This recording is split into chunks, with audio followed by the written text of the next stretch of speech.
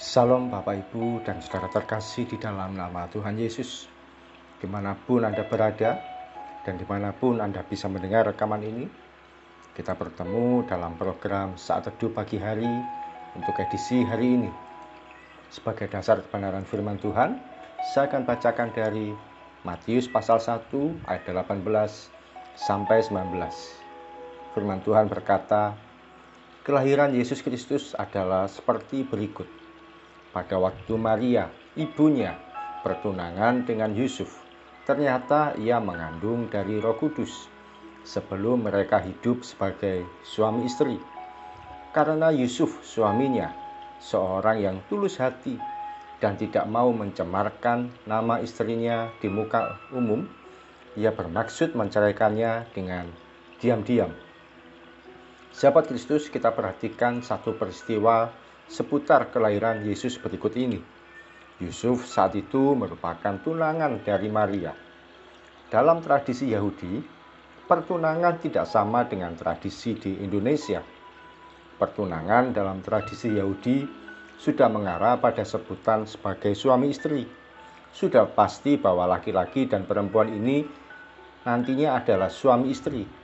Hanya saja belum boleh tinggal bersama. Ketika pertunangan mereka diumumkan, semua orang di sekitar tempat tinggal mereka sudah tahu bahwa kedua orang ini, Yusuf dan Maria, memiliki hubungan yang serius. Oleh karena itu, tidak boleh ada yang mengganggu. Kalau di Indonesia kan, yang namanya pertunangan belum tentu menikah. Masih ada berbagai kemungkinan yang bisa membatalkan.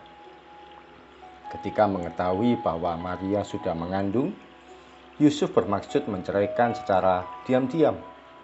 Mengapa demikian? Hukum Musa atau tradisi Yahudi mengajarkan bahwa kalau seorang perempuan yang sudah bertunangan ini hamil dengan pria yang bukan suaminya, dia harus dihukum mati. Dia harus diseret ke pintu gerbang kota dan dilempari batu. Yusuf tidak mau mencemarkan nama istrinya di muka umum. Dia mau menceraikan Maria dengan diam-diam. Jangan bingung dengan istilah perceraian dalam pertunangan. Dalam tradisi mereka ada istilah gadis janda, yaitu perempuan yang diceraikan semasa pertunangan. Namun Yusuf pada akhirnya taat pada firman Tuhan yang disampaikan oleh malaikat Tuhan. Dia pun menikahi Maria sebagai istrinya. Bayi Yesus pun ketika lahir ada sosok bapak yang mendampingi. Perhatikan tindakan Yusuf yang tidak mau mencemarkan istrinya di muka umum. Dia tidak mau mempermalukan Maria. Dia tidak mau Maria kehilangan nama baik. Bagaimana dengan situasi kehidupan kita? Ketika kita mengetahui rahasia seseorang, apakah kita tega mencemarkan dengan menceritakan pada banyak orang? Sebaliknya, apakah kita rela menutupi aib orang lain itu dengan menyimpan rapat-rapat rahasianya? Ada betapa banyak anak-anak Tuhan yang lebih suka menceritakan aib saudaranya, mengabarkan aib hamba Tuhan, menyebarkan aib pimpinannya. Bukankah kita lebih suka mendengarkan di media sosial kalau seorang hamba Tuhan dikatakan sesat, penipu, atau selingkuh? Kita lebih suka memasang telinga mendengarkan berita-berita tentang hamba Tuhan dengan kelakuan yang salah. Namun kalau diminta mendengarkan khotbah mereka, kita merasa enggan, tidak suka, dan bahkan merasa bukan golongan kita. Bagaimana kalau seorang teman kita ketahuan berbuat salah? Apakah kita bersedia menutupi tindakannya dengan tidak menceritakan ke banyak orang? Apa yang terjadi kalau pemimpin kita keliru dalam bertindak? Apakah kita lebih suka menyimpannya atau menyebarkan menjadi kabar gosip yang menarik di tempat kita kerja?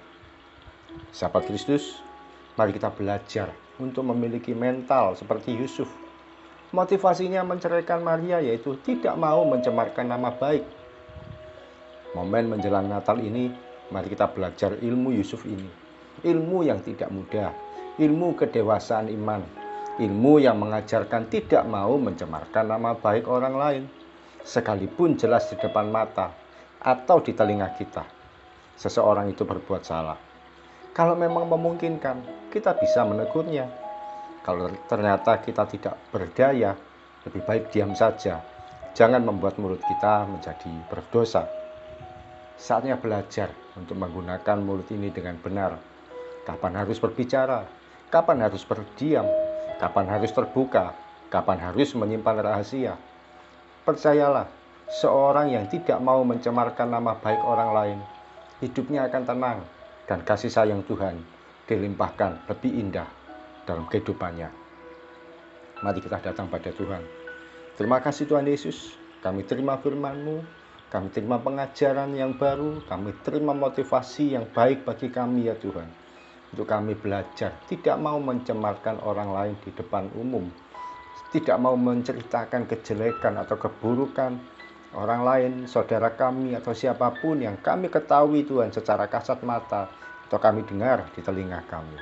Kiranya kami boleh belajar menutup rapat mulut kami sehingga kami tahu kapan harus membukanya, kapan harus membicarakan sesuatu, kapan harus menyimpan rapat-rapat. Terima kasih Tuhan Yesus, kami siap untuk melangkah sepanjang hari ini. Kami siap untuk belajar taat kepada firman Tuhan. Terima kasih perlindungan-Mu, kebaikan-Mu, keajaiban-Mu dinyatakan tak terbatas atas seluruh anak-anak-Mu, mulai pagi sampai nanti malam, bahkan sepanjang umur hidup kami. Dalam nama Tuhan Yesus kami berdoa dan mengucap syukur. Amin. Selamat menjadi pribadi yang tidak mau mencemarkan orang lain di muka umum. Dan kita akan mengalami kehidupan yang berbahagia. Karena di hati kita, hidup kita diisi dengan damai sejahtera yang tidak curiga dengan orang lain. Salam dari saya Oki Raharjo dan Mitspa Ministry. Tetap setia sampai garis akhir. Tuhan Yesus memberkati.